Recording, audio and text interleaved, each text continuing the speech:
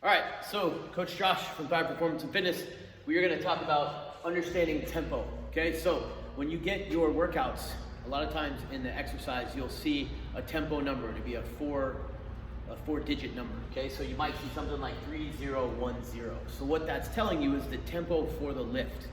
Okay, so the way you understand that is the first number is the eccentric or the lowering phase. Okay, so as the weight is getting closer to the ground. So if we were doing a bench press, it would be taking it from the rack, pulling it out, and lowering it. If it was a squat, it would be, going from the top down to the bottom. Okay, so anytime the weight is getting lower to the ground, that's the eccentric phase, the lowering phase. Okay, so in this case, it would be 3 seconds. Okay, so that's what the number is how many seconds.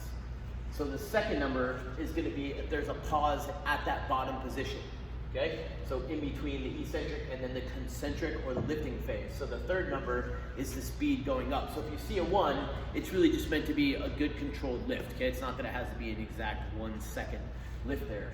And then the fourth number is if there's a pause at the top. So let's say if we were doing 3010 in a squat.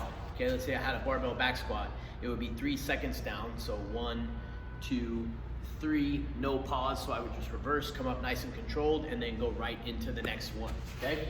So remember, the first number is lowering, second number is if there's a pause, third number is lifting, fourth number is if there's a pause, okay? So some other examples you might see is say like 3210. So if we were to squat and I was gonna lower for 3 seconds, and then hold that bottom position for 2, and then lift, and then go back into the lowering, okay? So when you see those pauses, especially when they're at the bottom, that's not a rest. So you shouldn't be in a position where, like, let's say if it's a bench press, I'm just resting the bar on my chest. I would actually bring it down where I'm contracting and holding, so it's more like an isometric hold for that time, and then I would go into the lift, okay? 3011 would be something where you're lowering for 3 seconds, coming back up, pause at the top, and then going back down.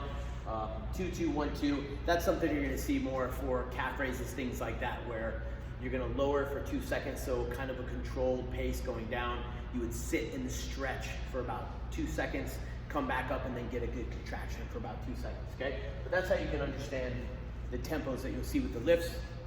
Some of the other things you might see is you might see an X, so like 20x0. Now that's something where you would have a controlled lowering, so 2 seconds down and then come back up. You're actually having the intent to explode. So you're trying to move that weight as fast as possible. You're not gonna see that a lot. That's gonna be more in neurological phases, things where we're working on speed, working on power.